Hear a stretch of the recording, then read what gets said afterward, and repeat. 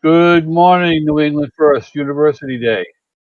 I am Dana Henry, and I'm here to help you survive robot inspection. We good? All right, I am live. Well, that was interesting. A little bit of technical difficulties, but we got through it. Thank you, Francis and Colleen, for running this and helping us survive. I'm here to help you survive robot inspections. One of the most common things that I hear, comments that I hear out in the field is, but when I find a problem, it's Mr. Henry, I read the rules. I says, I'm sure you did, but let's talk about a little bit about the interpretation. So that's what we're here to do today, and to help you survive your FRC robot inspections. For those of you out in New England that don't know me, um, I'm Dana Henry, the senior mentor for Massachusetts. The senior lead robot inspector for New England. I've been a World Championship Division LRI since 2015, and I've been inspecting since 2005. Co-founded Rosie Robotics in 2001, FRC 839. So this will be my 21st competition year. My professional life, I'm a final inspector at Collins Aerospace, keeping astronauts alive since 2000, since 1982. And one of my most happiest roles that I've ever performed in FIRST was as a cookie baker at Battlecry. Not Andy Baker, but a cookie baker is an actual position. So thank you, Francis and Colleen, for hosting this today and for giving me one of my proudest moments as being the cookie baker. So now that we have all the technical issues squared away, uh, why do we inspect? Um, NASCAR does it. We need to make sure that all of the robots all the teams are playing on a level playing field. You don't want to have some of the have and have. There's always a division between the have and have not teams. But we try to, as far as the machines go on the playing field, everybody has the same box of parts. Everybody has the same rules, the same three-ring binder that they need to follow. And we are there to make sure that everybody follows those rules. In those rules, RTFM, one of my four favorite letters in the first world, read the first manual. Everything that I'm talking about today is derived from that manual. We spent a lot of time. I've been on the robot rules committee a couple of times, and we spent a lot of time going through and wording things correctly so that you can understand them and we get our message across. Another reason why we inspect robots is we try to keep everybody from bleeding. Sharp edges, make sure that apparatus extend only when they're supposed to extend, so you don't get conked in the pits. Um, Make sure that the everybody operates the machine itself is safe. We help teams with issues, and I'll get a little bit into more of this later on. But we are part of your team. From Al Skirkowitz, the chief robot inspector, on down. We try to instill in all of our inspectors the fact that we're not there as we are there as traffic cops to a certain extent, but we also are there to help you go through the robot. If you have issues, come up with a solution. If we can't find it, then we know a lot of people at that particular district event or regional event, if that's the case, or at champs that are the experts in that particular control system problem or electrical problem or something along those lines that we can find help for you. I'm happiest when everybody follows the rules, stays within due bounds. I love to be bored at competitions. That means that everybody has passed in a timely manner, and the fact that they have no major issues and they've done their due diligence during build season and design. Um, we are, like I said, we are there to help. The inspectors are your friends. Once we get into some of the meat of this, we will be collecting questions through the Twitch. We are on Twitch TV Orange channel. Colleen Shaver back at WPI will be collating any questions that you do have. And I know we're a little bit abbreviated in time. I'm going to try to do this quickly so that we have some time to answer your questions. And we want to try to be wrapped up by about quarter of 10 of at the very latest. So if you have any questions, type them into the chat, and Colleen will collate them, and we'll get to them at the end. So you get to an event, at your district event, you load in, you unpack your crate, your bag, but actually there's no bags anymore. That's right. That's a good thing. So we don't have to waste any time walking around and getting you checked off because there's no more bag and tag. And that's going to help you make sure that they give you extra time in your shop to make sure that you get the checklist and go through it quickly and get a scale. And so you should be able to pass inspection no problems. Don't wait until the last minute. When you get to your actual deadline to have inspection is your first match. I have done teams up until 10 minutes before their first match when they showed up. It's going to take some time to make sure that you go through it, that we go through it thoroughly, and make sure that you follow the rules. So don't wait until the last minute. You start out the process by sending the robot up to the inspection station with students. Matter of fact, we like to talk to students only. Coaches are there as a backup in case for example, if only the drive team is in the pit at the time, and the person that wrote the code, when we have a question about code, is not there, we will ask the mentors for some help. But we'd like to talk to the students. So send the students up to the inspection station. Get weighed early. That starts the process. When we show up in the pit, then coaches, mentors, it's break time. Go have a coffee. Go take a walk. Go talk to your friends up and go sit with the team up in the stands. Leave a couple of the mentors behind just in case we have some questions that the students may not have the answers for. The robot inspectors only want to talk to the students. A good inspection should only take about 20 minutes. Plus or minus, it depends on accessibility to the major systems in your robot. We'll get into some of that in a few minutes. And if an inspector is taking more than half an hour, then I probably you should come talk to me about it, because it shouldn't take that much. It shouldn't take more than a half hour. I've had some issues with some people, spending an hour, and that's just way too long. So if an issue arises, go talk to your LRI. We all have been through the same training every year. We do converge on headquarters the week after kickoff, and one of the things that we go over, not only the technical changes for each year, but how to diffuse situations, how to be more, to listen more.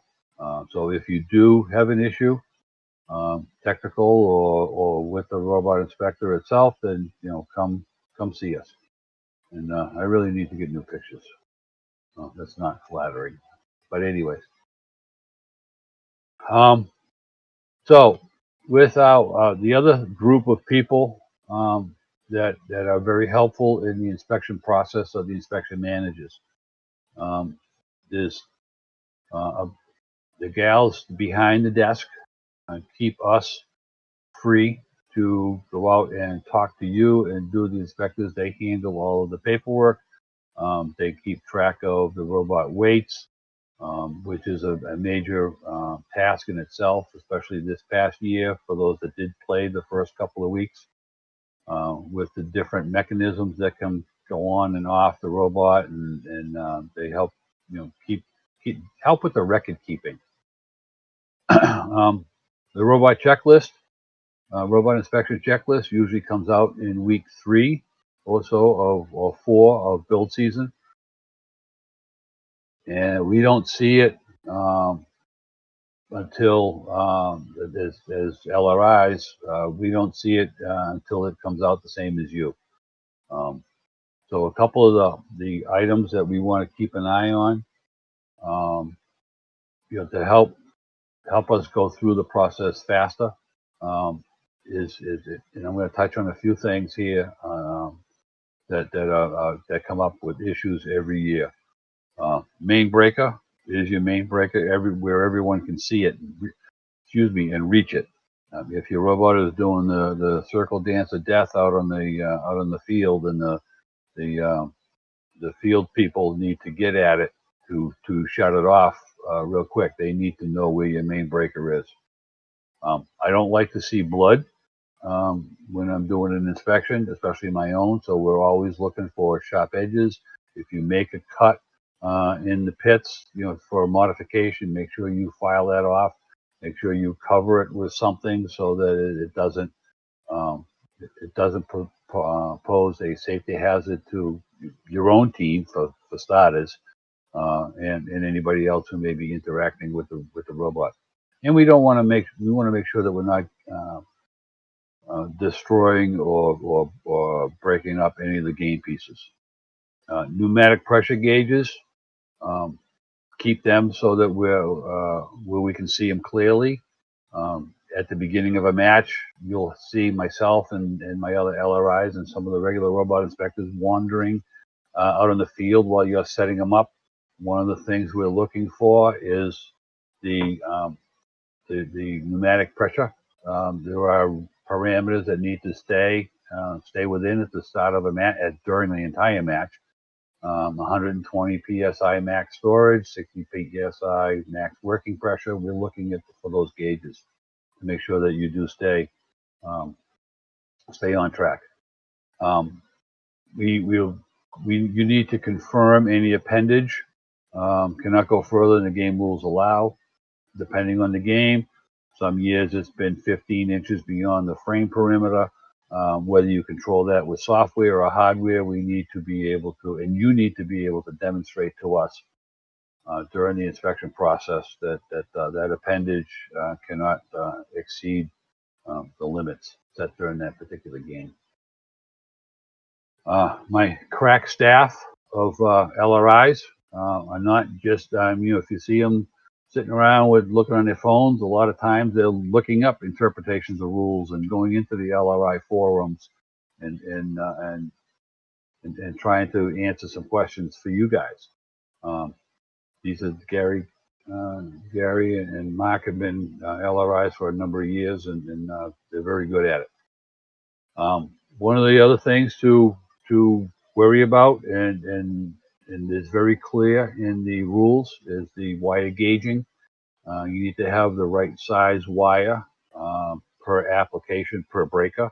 If you have a 40 amp breaker, it needs to be at least 12 gauge wire, and that's so that you don't want to put 22 gauge on a 40 amp circuit. Otherwise, you're not making a robot; you're making a toaster.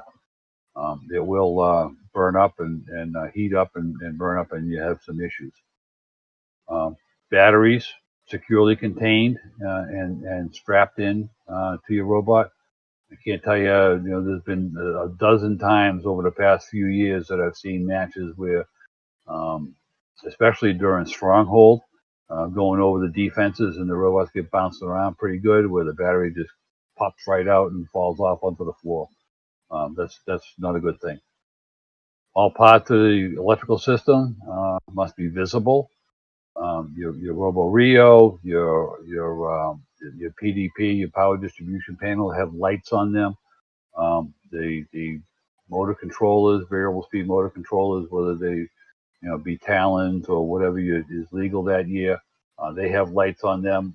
They help the field, the FTA, diagnose any issues that you might have on the field.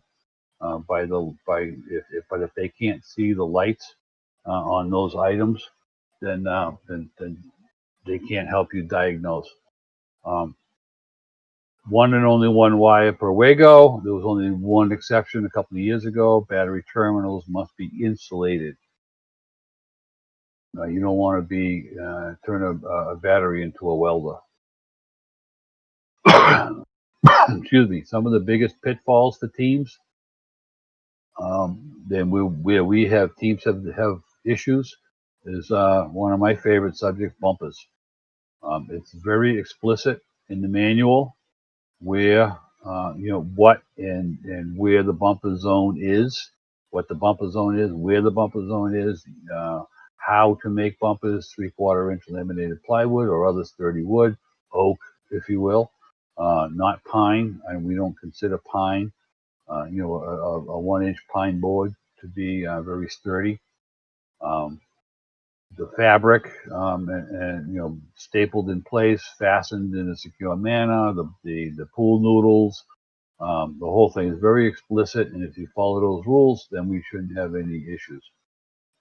It's the bumpers are there for your robot's protection and the protection of others, and they really are very simple to do.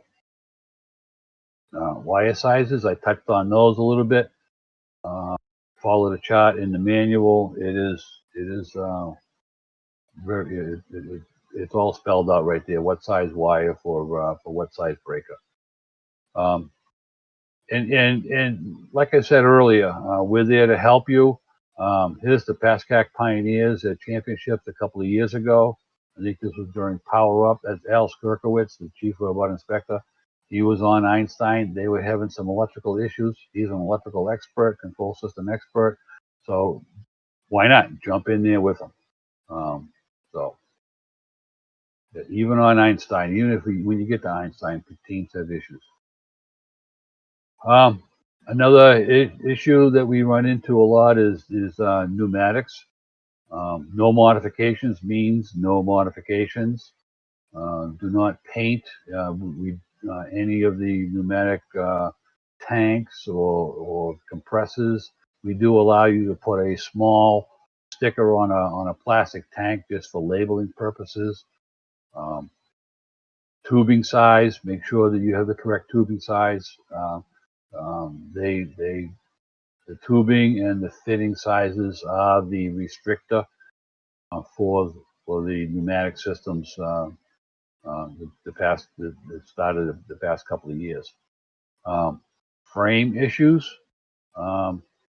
There is, if it's 120-inch diameter frame perimeter, then it is 120 inches, not 121, not 120 and a quarter. What I try to teach teams is to build 1 inch smaller than what the rules allow. That way you can have a little bit of wiggle room in case you have a clearance issue and you need to control process creep.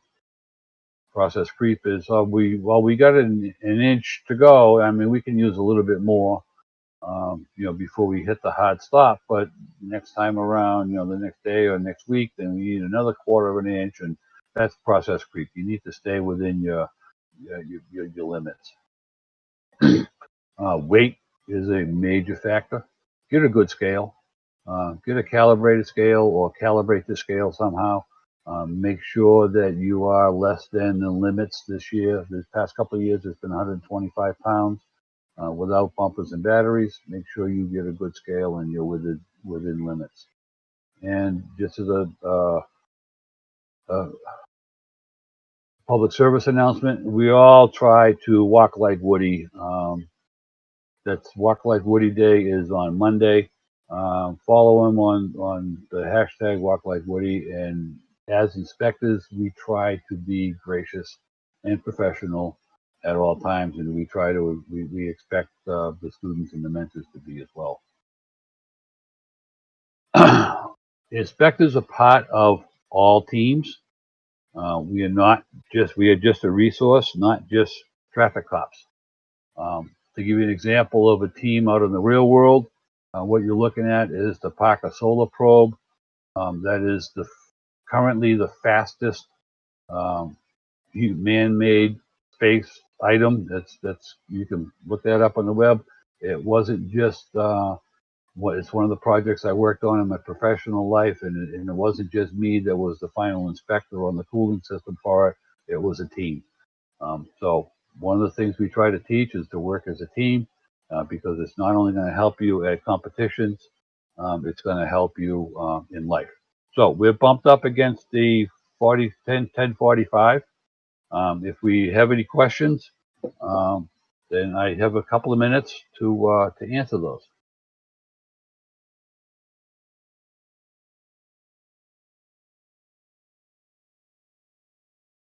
Okay, let's see if I can do this right here.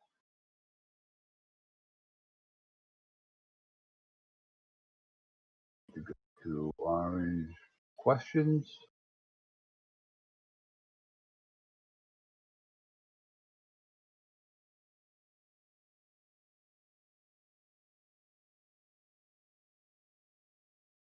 Okay, Colleen is telling me that there is no questions yet.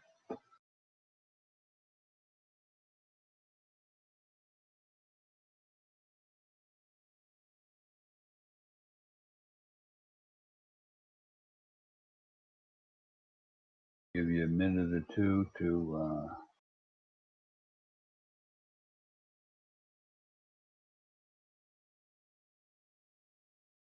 if there is any questions, to type them in. While you're typing, this black section here in the Parker Solar Probe with the radiators, that was part of the system that I was involved with in building. Keep the satellite cool as it's orbiting the sun. Take a look at it on nasa.gov or Google Parker Solar Probe. It's really, really cool stuff.